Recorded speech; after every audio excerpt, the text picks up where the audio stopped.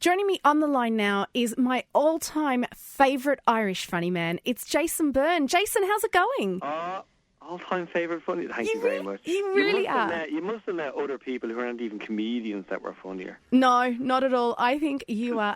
Because, Jason, the thing is, sometimes when you meet comedians, they're not that funny No, they're a in bit person. paranoid, yeah. Yeah. Yeah.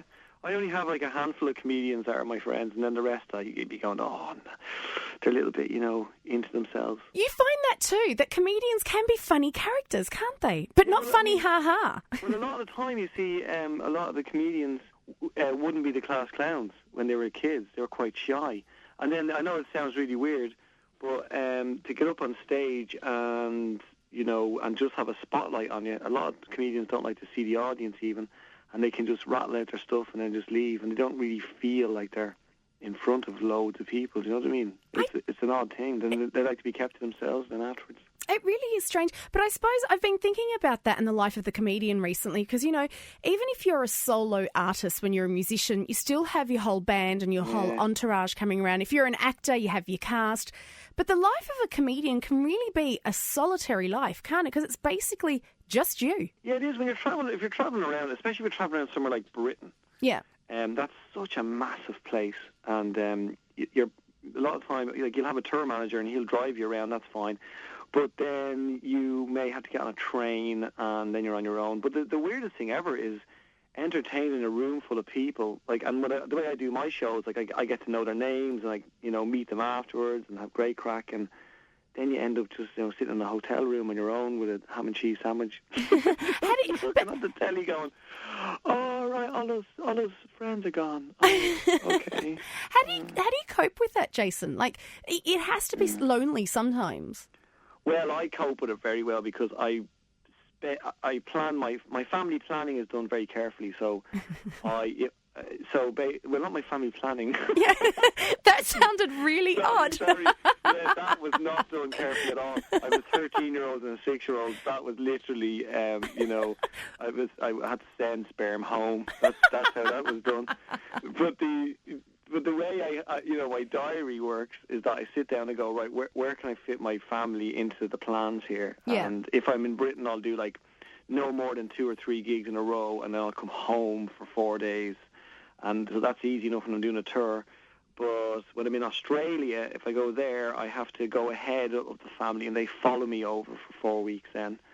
And then, recently I've just done a sitcom for BBC, and that was pretty hard because they were in school, Yeah. And I was there, and I couldn't get home all the time. I could only get home maybe one day, and that was the hardest ever. But it does.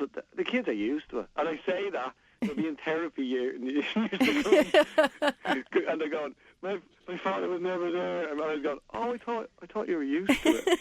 Oh, you're not used to it. That's just another word of saying I should have stayed at home. Talking about work, congratulations. Last time I spoke to you, it was before Christmas. Yeah. And you were talking about, father figure possibly getting commissioned. Yeah, it was only in its very early stages then. Yeah, so now it has been commissioned, and you went off to England and you made the series. Yeah, I just finished on, Friday the 12th or something. What was it like? It's a bit shocking because, everybody out there, anybody who's listening in, you should always try and, there's a writer in everybody, especially Irish people. My God, Irish people are great at, great stories. Yeah. You should always try and write, a little short stories or novels or anything, like little things like that, because you'd be surprised what happens, because I wrote down these ideas for this sitcom, and then, they then went, okay, let's commission them now, and then I write the actual script. And then the shock you get is when you walk into a studio. And we made the episodes in a place called Elstree in Bournemouth, which is just north of London. And that's EastEnders is made all up there. And they make all sorts of movies up there, and they made Star Wars there. And I walk into my set, and I've never seen it. And there's my house completely built all the way along the set, and that's when you get the big fright, and you go, oh my God, those were words on the page, that's all they were, and now they're actually physically in front of me. And then the actors arrive, and then the props, and it's great crack though. Brilliant. What's it like, because, you are a comedian, but you have done stuff like Naked Camera and Anonymous. Yeah. What's it like having to go into full-on actor mode though? Is there a little bit of you nervous because you're acting with other actors? Well, you see, unfortunately, because of my confidence, I just think I can do anything. It was just arrogant to think that I could be a great actor. You know what I mean? Yeah. But I'm just being an exaggerated version of myself because it's a stay-at-home dad. And I was also working with Pauline McGlynn, another guy called Dermot Crowley and Michael Smiley, Karen Taylor. They're all proper actors, so I just, got advice off them all the time because I'll take on advice. I'm not nuts. You know what I mean? I'm not one of those people who'll go, okay, I get this, acting, got it.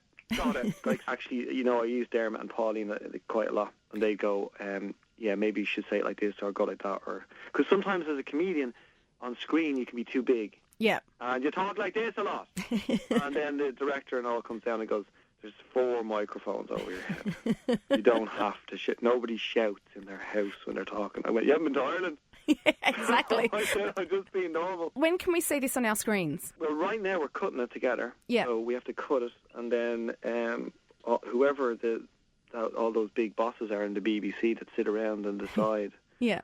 If I was betting, I'd say they'd put it on the end of August into September. Okay, well, we can't wait for that. But in the meantime, you're finally coming back home to Dublin. You're doing the Vodafone Comedy Festival. Yes, I am. See, this is the thing. I've been gigging. I've been doing the sitcom for 3 months, and I've just been nipping in and out of London to do gigs. But I haven't been like doing loads of like big gigs, and so this is going to be great to do that. And I'm going to be doing. I'm playing places like Howth and Dundalk and Limerick, and then I play the Vodafone Comedy Festival. Go straight to Edinburgh for 4 weeks, come home, breed for a week, and then I go to Australia for 3.5 weeks. Wow, your life is all over the place, but yes, my wife. Is that my wife? Is my wife beside you? Literally, she's paid me some cash. But she says our. Our life is all over the place. Where's my name? What's your name? But, Jason, can you promise us, because you are all over the place, and a lot of comedians are leaving our shores to go base themselves in London. Promise us you'll stay here? I can't leave here. Good. I would have went years ago. But I won't. I don't have to now anyway. I've been back and forth for 17 years like an eagle. I should have moved because it would have been so much easier. But unfortunately, I love living in Ireland, you see. That's just the way it is. And I'm able to get over to England is just so easy now. Well, we're happy to know that you're still going to be here and we can see you at the Vodafone Comedy Festival. Jason Byrne, it is always a pleasure to speak to you. And we'll speak to you again before your show goes live on the BBC. Oh, yeah, do.